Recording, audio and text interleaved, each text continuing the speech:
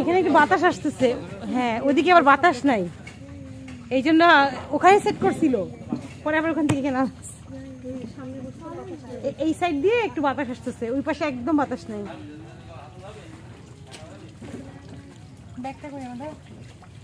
তাহলে ওখানে একটু বসে দেখে তো বাতাস আসছে কিনা। এগুলো কি ভর্তা? না, এগুলো এতগুলো ভর্তা নিব না, বল যে দেখো যেখানে ভালো হয়।